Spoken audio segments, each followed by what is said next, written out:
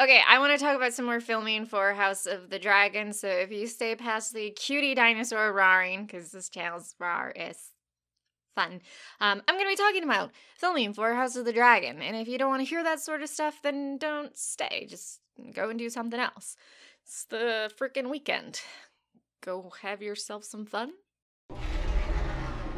Spoilers for House of the Dragon. I'm talking about leaks and spoilers for filming of it. This is a story that's been out for quite a while, but just in case you're one of those people that want to go in blind, like the people that didn't want to read the A Song of Ice and Fire books while watching the main show, just don't watch any further. I warned you before the intro, but I'm warning you again because there's some people that it takes a few tries for it to click in their brain. So first, we've gotten a closer look at the 3 siblings that Alicent ends up having and causing a bunch of problems for the realm. We have Aegon, who becomes Aegon II, we have Aemond, and we have Daeron. Daeron looks like such a little cutie. I don't like Aemond very much. I know there are people that absolutely love him and think he's a BAMF. I just think he's kind of a POS. So I'm not going to say anything negative about the kid because I know there's a difference between characters in fictional books and the actors that play them.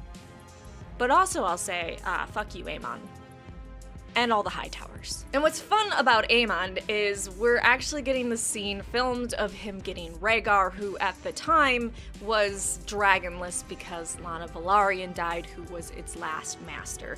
And Vhagar had been around since the Dance of the Dragons. So a pretty old dragon, and by this point he was almost as big as Balerion the Black Dread during the conquest, so a really, really big dragon. And if you're wondering if they're going to do him justice, yeah, they are, because we've seen the little markers, the green tennis balls they use for dragons before they CGI it afterwards, because they don't use real dragons. Those are, an endangered species, and it looks like they're making him as big as he should be. There have been a lot of photos of Aemon's actor going up by himself. We know that he ends up going to get Vhagar, he ends up flying him. Well, he shoves one of Rhaenyra's boys down, and then afterwards there's a bit of an altercation, but right now they're filming the scene of him getting on Vhagar and claiming him as his dragon. I feel like we're likely to see the altercation between the boys, who would be first cousins, because we also saw the strong boys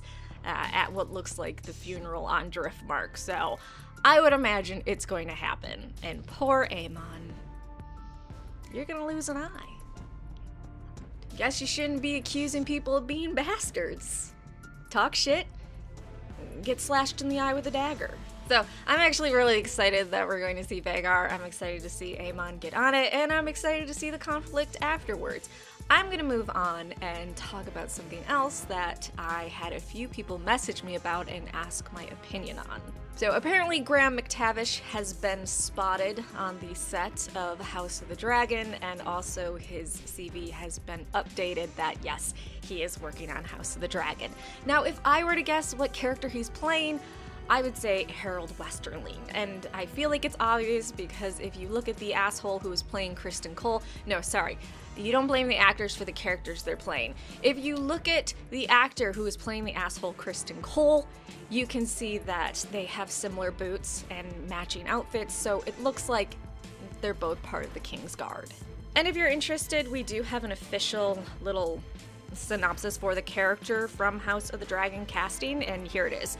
Harold Westerling, male, series regular, the commander and longest-serving member of the Kingsguard who still remembers the luster of the storied Seven Knights. A once powerful knight and a successful military background, so a man with presence and status, given the responsibility to the king to watch over and guard the princess. In the current regime, where widespread peace has led to complacency and indulgence, he feels something of a lost purpose, but nevertheless serves the king with a fierce, if quiet, loyalty. You cannot tell me Graham McTavish does not have a presence about him. He definitely is playing this character, and by definitely I mean like I'm over 90% sure. I'm happy that he's in House of the Dragon. I'm happy if this is the character he's playing. If he's playing some other character, I'll be happy too, just because he's kind of a BAMF in everything that he plays, even if his character isn't a BAMF. We got some stalker photos of the people playing Daemon Targaryen and Rhaenyra Targaryen leaving the set and driving somewhere else. So it looks like those two had a private scene together. I don't know if they're doing some spadoinkling now that Daemon's wife is dead and Rhaenyra probably still has her husband at that point, but he actually might be dead and maybe they're hooking up. There's nothing wrong with a little uncle-niece banging. I don't have any uncles by blood, so I can say that. Because it's not creepy. Actually, it kind of is. In other news, David J. Peterson, you may recognize him. He's done the languages for Game of Thrones, such as the Dothraki. I think he actually has a book out that teaches you how to speak Dothraki, which is so cool.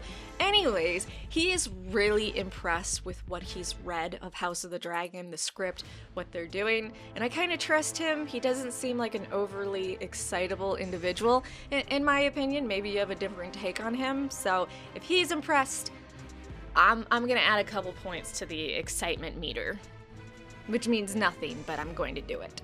I saved this last bit of filming news just because I know it's the one that's gonna cause the most angry people, and I figured if I did it at the end of the video, it would be freshest in your mind, so then we could leave this video on a sour note between you and me. Because this is a very abusive relationship. So the Valorians, we've been seeing a lot of different Valorians, and I gotta say it's a hit and miss with the hair. Some of them have fantastic hair, and I'm like, oh my god, this is everything I've ever wanted. More people with Valyrian descent seeing different styles of hair is just amazing because, you know, they reuse the same wigs over and over again in the main show. They did Rhaegar really dirty. But it's crazy because you're seeing these people from House Velaryon, and some of them, their hair is amazing. And then other ones, the wigs look like trash. Did you learn nothing from what you did with Rhaegar? Come on, HBO. Get your heads out of your ass. For example, amazing, great, I love it, majestic. Okay, looking like a dollar store wig. Not good. Fantastic. Losing my mind. Gorgeous. I don't know what you're doing over here. Stop it. I don't know, maybe I can play a game of hit or miss really quick. Overall though, I am just loving seeing all the different silvery hair that, well, it's more like super blonde, how they did it in the show, like white blonde, rather than what we see described in the books and photos. But I'm excited to see the different styles and textures of hair and the braids, and some having super straight hair and some having the kinky hair that we saw with Rhaegar and Viserys. So I'm just gonna lose my mind with all the different styles of hair. But don't go cheap, HBO. Don't do the Valorians dirty like you did, again, Rhaegar dirty. Not okay. Alright, that was some House of the Dragon filming news. Like, subscribe, come back for more sci-fi fantasy videos, and of course, more Game of Thrones House of the Dragon filming news.